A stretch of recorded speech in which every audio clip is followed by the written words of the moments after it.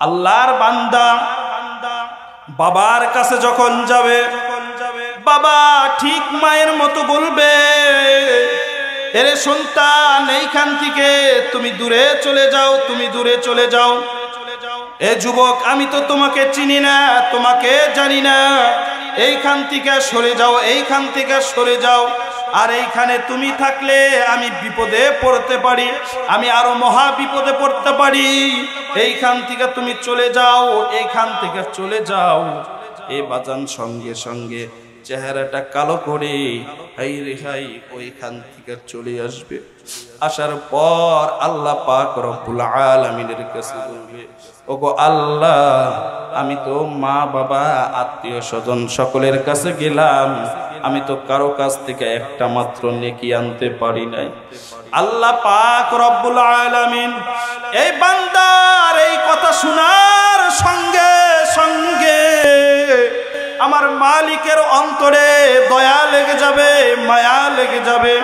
আল্লাহ পাক রব্বুল আলামিন ফেরেশতাদেরকে অর্ডার করবেন, ফেরেশতাদেরকে আদেশ করবেন, রে ফেরেশতা, আমার এই বান্দা, এই গোলাম এর যে নামের একটা ভিডিও ছিল, যেই সফটওয়্যার ছিল, এই ভিডিও চালু করে দাও। আমার বান্দা কোথায় গুনাহ করেছে, কোথায় নেকি করেছে, কোথায় ইবাদত করেছে, কোথায় পাপ কাজ করেছে, এইগুলা আমি দেখব। আল্লাহ পাক রব্বুল আলামিন বলেন যে তোমরা আমাকে ডাকো, আমি তোমাদের ডাকে সাড়া দিব। সম্মানিত হাজিরিন, আল্লাহ পাক রব্বুল আলামিন বলেছেন যে তোমরা আমাকে ডাকো, কিন্তু আমি তোমাদের ডাকে সাড়া দেব। আমরা তো আল্লাহ তাআলাকে ডাকার মতন ডাকতে পারি না, কথা বলেন ঠিক কিনা? হযরত উলামায়ে কেরাম, যারা বুজুর্গ কামেল মানুষ, সাহাবায়ে কেরাম, নবী রাসূল যারা ছিলেন, কোন একটা জিনিস প্রয়োজন হলে আল্লাহ পাক রব্বুল আলামিনের দরবারে তারা চাইতেন, আল্লাহকে ডাকতেন, আল্লাহ পাক রব্বুল আলামিন তাদেরকে দিয়ে দিতেন। সুবহানাল্লাহ।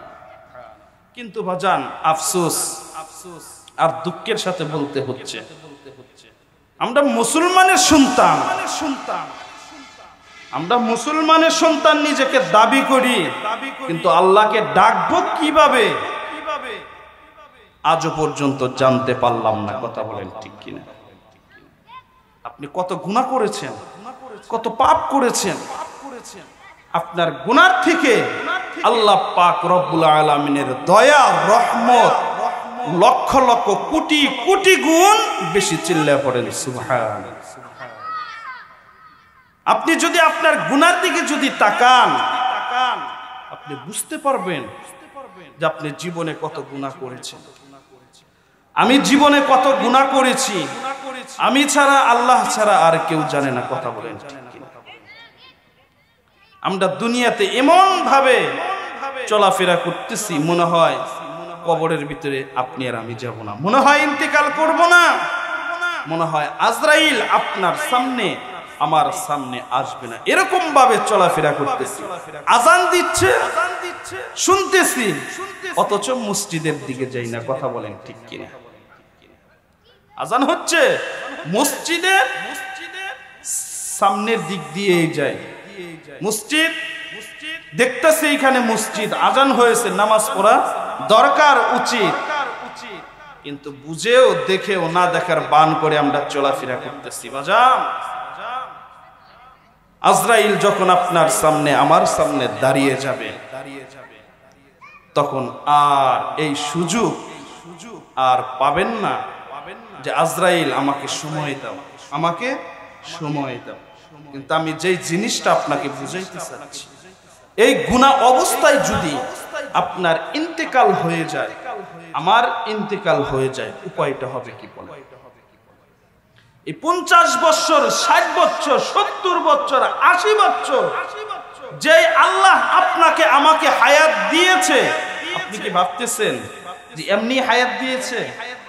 পই পই করে সেকেন্ড সেকেন্ড আল্লাহ পাক রব্বুল আলামিন আপনাকে আমাকে হিসাবের কাঠ করায় দাঁড় করায়। আপনার সময়টা কোন দিকে ব্যয় করেছেন? নেক কাজের দিকে নাকি গুনার কাজের দিকে? আল্লাহ পাক রব্বুল আলামিন যদি আপনাকে প্রশ্ন করে, আপনি উত্তর দিতে পারবেন না। তাই আমি আপনাদেরকে অনুরোধ করে বলবো, এখনো সময় আছে, গুনার দিকে তাকাতে হবে। গুনাহ যে কত ভয়ঙ্কর! আপনি আর আমি ডাইনে যাচ্ছি, গুনাহ হচ্ছে, বাম দিকে যাচ্ছি, গুনাহ হচ্ছে, সামনের দিকে যাচ্ছি, গুনাহ হচ্ছে, হাতের গুনাহ, চোখের গুনাহ, যেই দিকে যাচ্ছে ওই দিক দিয়ে অঙ্গ প্রত্যঙ্গ সব কিছুর মাধ্যমে শুধু গুনাহ আর গুনাহ। কথা বলেন ঠিক কিনা? এই গুনাহ অবস্থায় আজকে যদি ইন্তেকাল হয়ে যায়, আপনার আর আমার অবস্থা জাহান্নাম ছাড়া কোনো উপায় নেই। কথা বলেন ঠিক কিনা? মৃত্যুবরণ করতেই হবে।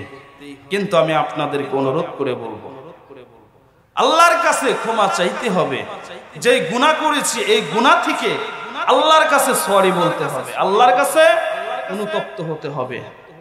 একটা গুনাহ হয়ে গিয়েছে, আল্লাহ আমার ভুল হয়েছে, ক্ষমা করে দাও, আল্লাহর কাছে মাপ চাইতে হবে। আপনি যদি আল্লাহকে ডাকতে পারেন, ডাকার মতন যদি ডাকতে পারেন, অবশ্যই আল্লাহ পাক রব্বুল আলামিন আপনার ডাকে সাড়া দিবে। চিল্লায়া পড়েন সুবহানাল্লাহ। আপনি আর আমি দুনিয়ার ভিতরে চলতেছি, যেমনি মন চাচ্ছে এমনি চলতেছি। আপনি বিপদে পড়লে আপনার আত্মীয় স্বজন আপনাকে ওই বিপদ থেকে হেফাজত করতে পারে, কিন্তু কিয়ামতের ময়দানে, হাসরের ময়দানে এমন একটা অবস্থা হবে, কেউ কাউকে চিনবে না, কেউ কাউকে দেখবেও না। কথা বলেন ঠিক কিনা? দুনিয়ার মধ্যে সবচেয়ে আপনজন মা এবং বাবা, ভাই বোন, ওনারাও আপনাকে স্বীকার করবে না, চিনবে না। আল্লাহ পাক রব্বুল আলামিন বলেন, ইয়াউমা ইয়াফিরুল মারউ মিন আখি ওয়া উম্মিহি ওয়া আবি ওয়া সাহিবাতিহি ওয়া বানি। আল্লাহ পাক রব্বুল আলামিন পবিত্র কালামুল্লাহর মধ্যে ইরশাদ করেছেন,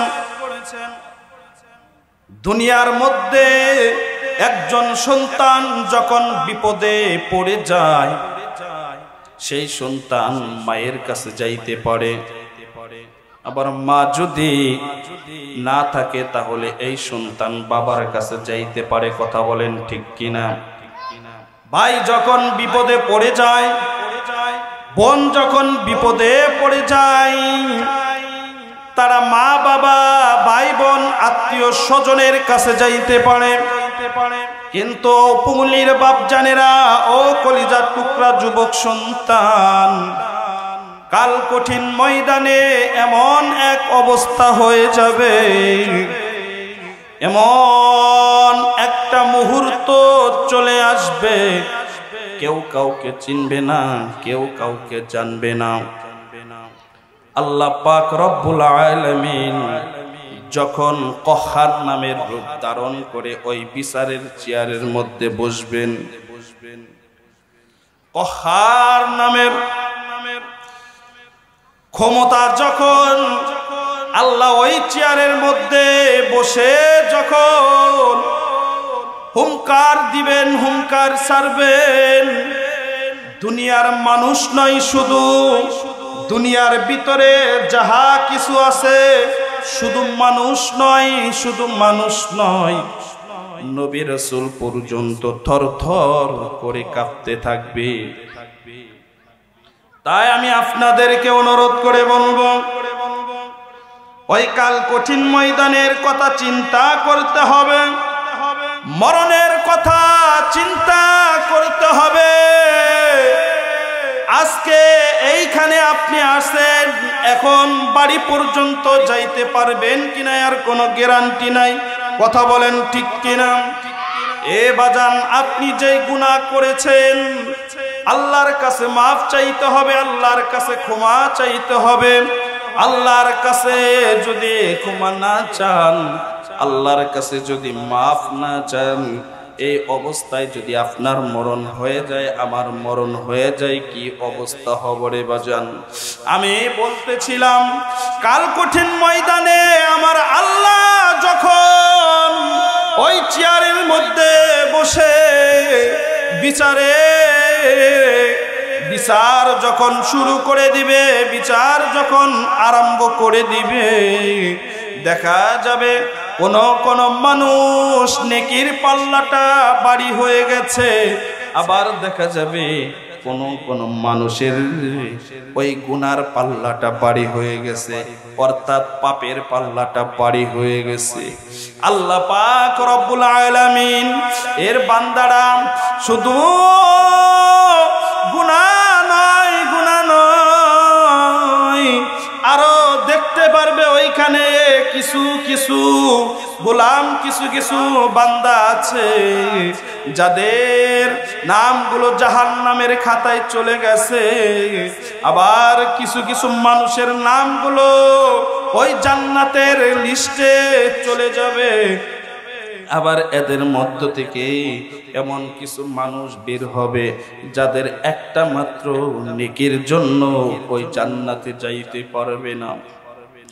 একটা মাত্র নেকির অভাবে ডাইনে বামে পিছনে সামনে পাগলের মতো দৌড়াবে, আমি একটা মাত্র নেকি কোথায় পাই। একটা মাত্র নেকি হলেই তো আমি জান্নাতে যাইতে পারি। ওই গোলাম, ওই বান্দা, ওই যুবক সন্তান আল্লাহকে বলবে, ওগো আল্লাহ, আমার তো একটা মাত্র নেকির দরকার। ও কৌলির বাপজানেরা, আমার আল্লাহর অন্তরে তো দয়ার অভাব নাই, মায়ার অভাব নাই। কথা বলেন ঠিক কিনা? বান্দার এই কথা শোনার সঙ্গে সঙ্গে আমার আল্লাহ পাক রব্বুল আলামিনের দরবার, আল্লাহ পাক রব্বুল আলামিনের অন্তরে মায়া লেগে যাবে, দয়া হয়ে যাবে। তখন গোলামকে বলবে, এরে গোলাম, এরে বান্দা, যাও, তোমাকে সুযোগ দেওয়া হলো। এ বাজান, তুমি আর আমি দৌড়াবো কোথায় একটা মাত্র নেকি পাই, কোথায় একটা মাত্র নেকি পাই। এ বাপজানেরা, ও কলিজার টুকরা যুবক ভাই, ও পর্দার আড়ালের মা বোনেরা, খেয়াল করিয়া শুনো। তখন দৌড়াইতে যুবকগুলো, তুমি আর আমি, মানুষগুলো মায়ের কাছে চলে যাবে, বাবার কাছে চলে যাবে। মা বলবে, এরে সন্তান তুমি কে? এরে যুবক সন্তান তুমি কে?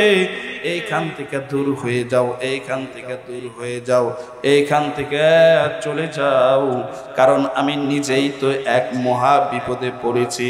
আল্লাহ পাক রব্বুল আলামিন আমাকে যদি ধরে ফেলে আমার উপায়টা হবে কি? আমার জাহান্নাম ছাড়া কোনো গতি না। সন্তান মায়ের কাছে যখন যাবে, মা তখন বলবে সন্তানকে, এরে সন্তান তুমি কে? তুমি এইখান থেকে দূরে চলে যাও। তখন বলবে, মা আমি তো তোমার সন্তান আব্দুল করিম আব্দুর রহিম, আমি তো তোমার সন্তান আব্দুল করিম আব্দুর রহিম। তুমি নিজে না খেয়ে আমাকে খাওয়িয়েছ, তুমি নিজে না পড়ে আমাকে পড়িয়েছ, ডিম বেচা টাকা দিয়ে কত আমাকে দিতে। মা তুমি আজ আমাকে চিনতেছ না? দেখো, একটা মাত্র নেকির কারণে, একটা মাত্র নেকির অভাবে আমি আজকে জান্নাতে যাইতে পারতাছি না, আমার নামটা ওই জান্নাতের খাতায় তুলতে পারতাছি না। মাগো, আমাকে একটা মাত্র নেকি দাও। তখন ওই সন্তানকে ওই মা ডাক দিয়া বলবে, এরে সন্তান তুমি এইখান থেকে চলে যাও, আমি তো তোমাকে চিনি না, আর তুমি আমাকে মা ডাকো কেন? আমি তো তোমাকে চিনি না, এখান থেকে দূরে চলে যাও।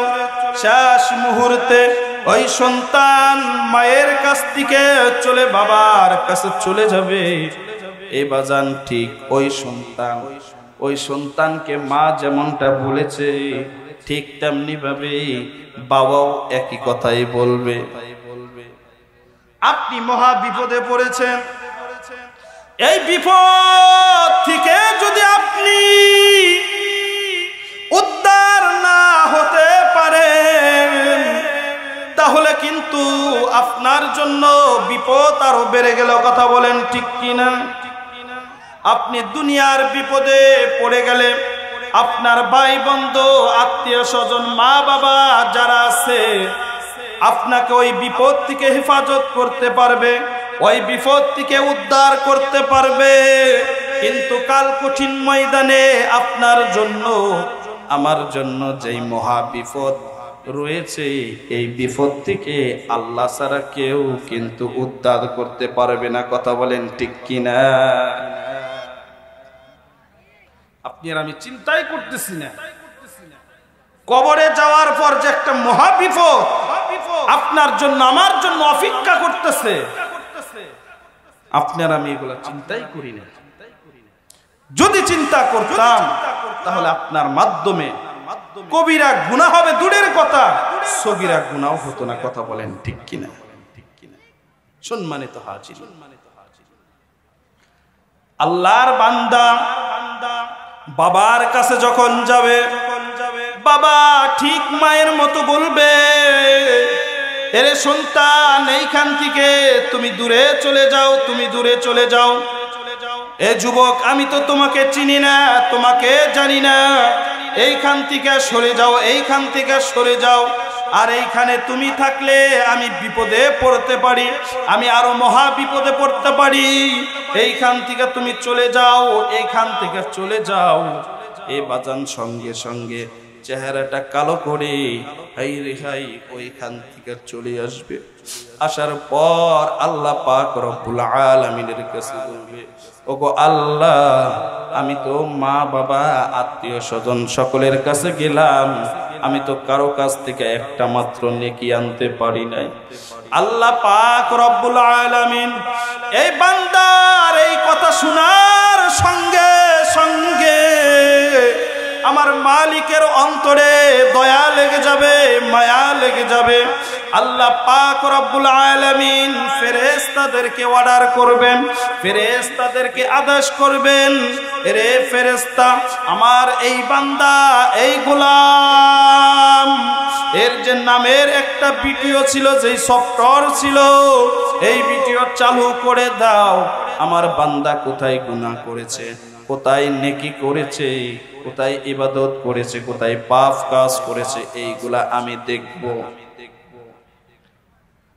আল্লাহর বান্দা সঙ্গে সঙ্গে দেখতে পারবে কোথায় নেক করেছে, কোথায় সওয়াব করেছে, কোথায় একটা সেজদা দিয়েছে, কোথায় নামাজ পড়েছে, কোথায় পাপ করেছে, সব কিছু সেই ভিডিওর মধ্যে দেখতে পারবে। দেখেন না, এই মোবাইল ফোন দিয়ে আজকে যদি ভিডিও করা হয়, এই ভিডিও যদি 1 মাস 2 মাস 1 বছর 2 বছর পর যদি কোন মানুষ দেখতে চায়, দেখতে পারবে না বাজান? অবশ্যই দেখতে পারবে। কথা বলেন ঠিক কিনা? 1 2 3 4 5 বছর আগেকার ভিডিও দেখা যায়, সামনে আসলে দেখা যায়। কথা বলেন ঠিক কিনা? আর কোন মানুষ ভিডিও করে যদি ভালো জায়গায় সংরক্ষণ করে যদি রেখে দেয়, তাহলে কিন্তু দেখা যায়। কথা বলেন ঠিক কিনা? আর এই মোবাইল ফোন তো আমার মতো আপনার মতো সাধারণ একজন মানুষই তো আবিষ্কার করেছে, নাকি বলেন? আর ওই মানুষদের মাথায় জ্ঞান বুদ্ধি এলেম কে দিয়েছে? আল্লাহ দিয়েছে। তাহলে দেখেন, আল্লাহ পাক রব্বুল আলামিনের কুদরতি ক্যামেরার মধ্যে আপনি আর আমি যে এইখানে আজকে বসেছি, অবশ্যই আল্লাহ পাক রব্বুল আলামিন এর কুদরতি ক্যামেরার মধ্যে ভিডিও হচ্ছে। আল্লাহ পাক ফেরেশতাদের মাধ্যমে ভিডিও করে নিচ্ছে, ভিডিও করে নিচ্ছে। ঠিক কাল কঠিন ময়দানে যখন আপনার ভিডিও আমার ভিডিওটা চালু হয়ে যাবে, তখন আপনি আর আমি অটোমেটিক দেখতে পারবো। দক্ষিণ পৌলি বাইতুন নূর মাদ্রাসার মাহফিলে বসেছিলাম, মুফতি ইলিয়াসুর রহমান জিহাদের বয়ানে কেঁদেছিলাম, আব্দুল মালিক দলেশ্বরী হুজুরের বয়ানে বসে বসে জাহান্নামের কথা, কবরের কথা, কোরআন হাদিসের কথা শুনে, কোরআনের তাফসীর শুনে, রাসূলদের ইতিহাস শুনে কেঁদেছিলাম। আল্লাহ পাক রব্বুল আলামিন ভিডিওটা পিছনের দিকে নিয়ে আবার বলবে যে ভিডিওটা আবার চালু করো। ঠিক একই জায়গায় দেখতে পারবে যে দক্ষিণ পৌলি মাদ্রাসার মাঠে, ঈদগাহে মাঠে আপনি বসে বসে ওয়াজ মাহফিলে বসে বসে কোরআন সুন্নাহর আলোচনা শুনে দিয়েছিলেন। আল্লাহ পাক রব্বুল আলামিনের উসিলায় আপনাকে মাফ করে দিয়ে জান্নাতের একজন সদস্য বানিয়ে নেবেন। চিল্লায়া পড়েন সুবহানাল্লাহ। তাহলে বাজান, এই জালিসুর রহমান বেহেশতের বাগানে যে এসেছি, এতে আমাদের লাভ হয়েছে না ক্ষতি হয়েছে? হাসা কথা বললেন। যারা এখনো আসে নাই, রাস্তাঘাটে ঘোরাফেরা করতেছে, মনে হয় তারা আমাদের থেকে আরো লাভবান বেশি হয়েছে, নাকি বলেন? আমি কিন্তু একটা কথা আগেই বলেছি, কোন কথার মাধ্যমে আল্লাহ কাকে হেদায়েত দিবে আল্লাহ ছাড়া কেউ জানে না। কথা বলেন ঠিক কিনা? সন্তানগুলো, যুবকগুলো, মানুষগুলো, ভাই বোন, আত্মীয় স্বজন, এমনকি একেবারে কাছের মানুষ মা বাবা কাছে চলে গেল, নেকি মা বাবা আত্মীয় স্বজন কেউ দিল না। কথা বলেন ঠিক কিনা? এই নেকি দিল কে? আল্লাহ পাক রব্বুল আলামিনের নেক নজরে ফেরেশতাদের মাধ্যমে যে ভিডিও করা হয়েছিল, দক্ষিণ পৌলি মাদ্রাসা মাঠে ওয়াজ মাহফিলে বসে বসে সময় দিয়েছিলাম। এই সময়ের উসিলায়, এই মাহফিলের উসিলায় আল্লাহ আপনাকে আমাকে জান্নাত দিয়ে দিলেন। কথা বলেন ঠিক কিনা? সম্মানিত হাজিরিন, সেই কারণে আল্লাহ কখন কবুল করবে আপনাকে আমাকে কেউ বলতে পারবে না। একজন মুসলমান হওয়ার পর তার অন্তরের ভিতরে যে জিনিসটা বেশি ফিট করতে হবে সেটা হচ্ছে আল্লাহর তাকওয়া। কথা বলেন ঠিক কিনা? ইত্তাকুল্লাহ, আমার মালিকের ভয়, আমার আল্লাহর ভয়। কথা বলেন ঠিক কিনা? তাকওয়া। নবীজির সাহাবীরা, নবীজির সঙ্গী সাথী যারা ছিল, যারা দুনিয়ার ভিতরে জান্নাতের টিকিট পেয়েছেন, তাদের ভিতরে চারজন নবীজির একেবারে কাছের সাহাবী, কাছের বন্ধু ছিল হযরতে আবু বকর, হযরতে আবু বকর, হযরতে আলী, হযরতে ওমর, হযরতে ওসমান। ওনারা কিন্তু জান্নাতের টিকিট পেয়েছে দুনিয়াতে। তারপরেও যখন এই কবর সামনে পড়তো, আমার রাসূল, আমার নবী যখন মসজিদে নববীর মধ্যে এই জাহান্নামের বয়ান করতেন, কোন এক মজলিসে, কোন এক জায়গায় যখন এই কোরআনের কথা বলতেন, জাহান্নামের কথা বলতেন, কবরের কথা বলতেন, সাহাবীরা গলা কাটা মুরগির মতন লাপিয়ে লাপিয়ে কান্দাকাটি করতেন। হযরত ওমর রাদিয়াল্লাহু আনহু রাস্তা দিয়ে যখন যাইতেন, গাছের দিকে তাকিয়ে বলতো, রে গাছ, তুমি না কত ভালো, আজকে আল্লাহ যদি আমাকে মানুষ না বানিয়ে যদি গাছ বানাইতো, মইরা যাইতাম, কিয়ামতের ময়দানে কোনো হিসাব নিকাশ নিত না। হযরতে আবু বকর নবীজির প্রিয় সাহাবী,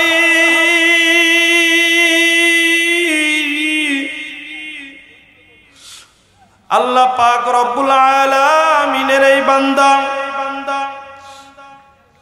রাস্তা দিয়ে যখন যাইতো, ঠিক হযরত ওমর ফারুকের মতো কান্না করত। এই মাটির মধ্যে, জমিনের মধ্যে যেই সমস্ত গাছ থাকতো, খের থাকতো, এইগুলা হাতে নিয়ে কান্না করত। গাছের পাতা দেখে কান্না করত, এরে ঘাস, তুমি মরলে তোমার কোনো হিসাব নিকাশ নাই, কোনো কিচ্ছু নাই। আর আমি আবু বকর আজকে যদি মারা যাই, আল্লাহ পাক রব্বুল আলামিন মারা যাওয়ার সঙ্গে সঙ্গে আমি আবু বকরকে আল্লাহ হিসাবের কাঠগড়ায় দাঁড় করাবে, আর আমি আল্লাহর সামনে দাঁড়িয়ে কোনো হিসাব দিতে পারবো না। আর হিসাব দেওয়ার মতো যোগ্যতা আমি আবু বকরের মধ্যে না। নবীজির সাহাবীরা যদি এরকম ভাবে চিন্তা করত, তাহলে আপনি আর আমি কোথায় আছি? এত কেন অবহেলা, কেন অবহেলা? নিজেকে প্রশ্ন করে দেখেন, প্রশ্ন করে। হযরত ওমর ফারুক ফিল জান্নাহ, উনি কিন্তু জান্নাতি। ওনার তাকওয়া, ওনার ভিতরে আল্লাহর ভয় কেমন ছিল, ওনার ভিতরে আল্লাহর ভয় কেমন ছিল।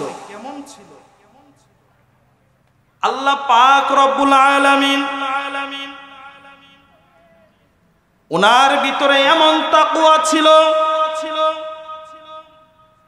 যেই ঘটনাগুলো দুনিয়ার মানুষদের জন্য চোখের পানি বের হয়, কথা বলেন ঠিক কিনা।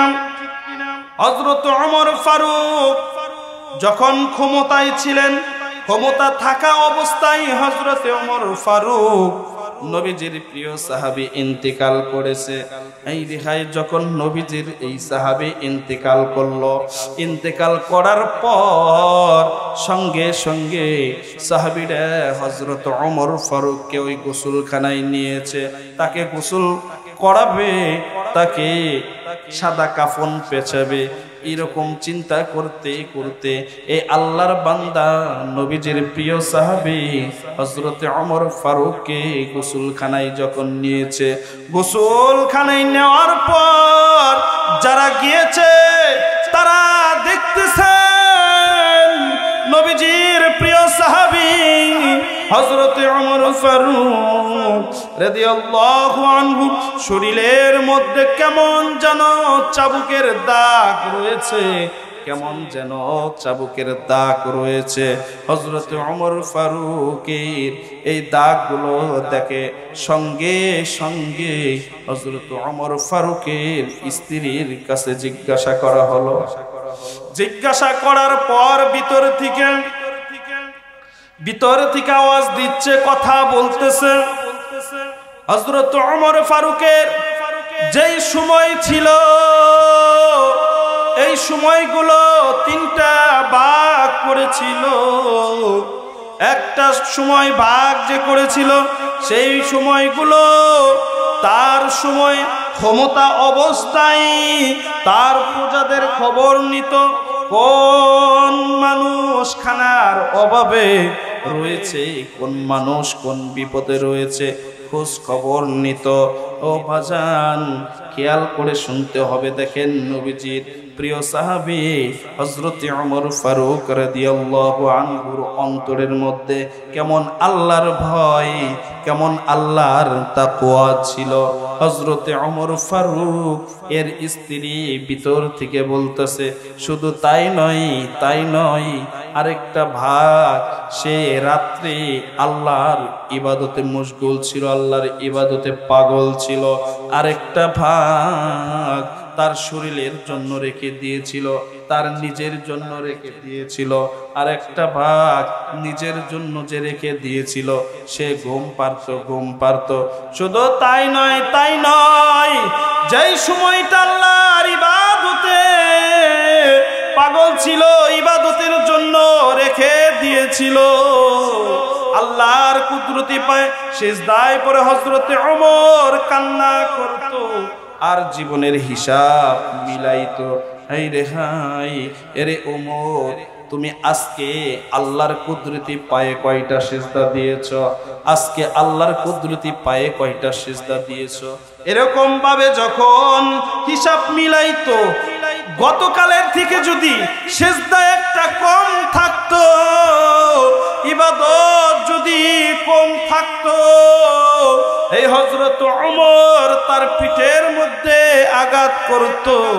এরে ওমর, তুমি তো আগামী দিনের থেকে তুমি তো গতকালের থেকে তো সামনের দিনগুলো ইবাদত কমিয়ে দিচ্ছ। তোমার ভিতরে তো আল্লাহর ভয় নাই, তোমার ভিতরে তো জাহান্নামের চিন্তা নাই। এরকম ভাবে নিজেকে বলতো আর আঘাত করত। এ পৌলির বাপজানেরা, আমি আপনাদেরকে অনুরোধ করে বলি, নবীজির সাহাবী হযরত ওমর রাদিয়াল্লাহু আনহু জান্নাতি টিকেট পাওয়ার পরেও এমন ভাবে কান্না করেছে। আল্লাহর তাকওয়া কেমন ছিল ভিতরে, আল্লাহর তাকওয়া অন্তরে ছিল। বিদায় হযরত ওমর ফারুক কিন্তু এরকম করেছে, কথা বলেন ঠিক কিনা? আর আপনি আর আমি আপনি আর আমি কি হয়েছি দেখেন, সাহাবীদের দিকে দেখেন, আজকে নিজের দিকে তাকান। সাহাবীরা জান্নাতের টিকিট পেয়েছে, হ্যাঁ, জান্নাতের টিকিট পাওয়ার পরেও তারা এরকম ভাবে আল্লাহর দরবারে কান্না করত। আর আপনি আর আমি দুনিয়াতে কিভাবে চলাফেরা করতেছি, গুনার চিন্তা করি না, জাহান্নামের চিন্তা করতেছি না, মরণের চিন্তা করতেছি না, মৃত্যুর চিন্তা করতেছি না। আল্লাহ পাক রব্বুল আলামিন পবিত্র কালামুল্লাহর ভিতরে ইরশাদ করেছেন, কুল্লু নাফসিন যায়িকাতুল মাউত। দুনিয়ার ভিতরে যাহা কিছু আমার মালিক সৃষ্টি করেছে, আমার আল্লাহ সৃষ্টি করেছে, সব জিনিসকে একদিন না একদিন মৃত্যুর স্বাদ কি করতে হবে, গ্রহণ করতেই হবে। দুনিয়ার ভিতরে যাহা কিছু দেখেন, আল্লাহ যাদেরকে হায়াত দিয়েছে অবশ্যই আল্লাহ তাদেরকে এই মৃত্যুটা দিয়েছে। এই সময়টুকু জন্মের পর থেকে নিয়ে ইন্তেকালের আগ পর্যন্ত এই যে সময়টুকু দিয়েছে, হায়াত যে দিয়েছে, এই হায়াত যে দিয়েছে, এই হায়াতটুকু আল্লাহ পাক রব্বুল আলামিন আপনাকে আমাকে এমনি এমনি দেয়নি, এমনি এমনি দেয়নি। একজন কৃষক জমিনের ভিতরে যখন ফসল ফলায়, জমিতে যখন ফসল ফলায়, এই কৃষক ব্যক্তিকে এমনি এমনি ফলায়, অবশ্যই লাভের জন্য ফলায় না। কি বলেন আপনি বাজান? লাভের জন্য না। সে চিন্তা করে এই ধান, আলু, এই ফসলগুলা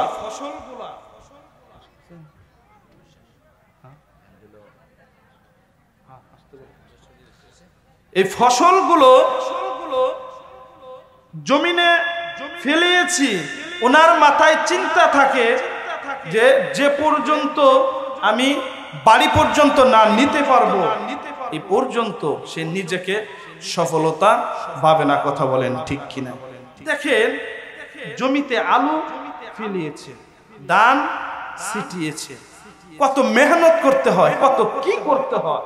আর আপনি আর আমি আল্লাহ পাক রব্বুল আলামিনের বান্দা, আপনাকে আমাকে যে দুনিয়ার ভিতরে সৃষ্টি করেছে, আপনি আর আমি কিঞ্চিত পরিমাণও চিন্তা করলাম না, কিঞ্চিত পরিমাণও ভাবলাম না যে এই 30 বছর 50 বছর হায়াত দিয়েছে, আমি কি করলাম, কোন কাজে ব্যয় করলাম, নেকির দিকে বেশি সময়টা নিলাম নাকি গুনার দিকে বেশি নিলাম।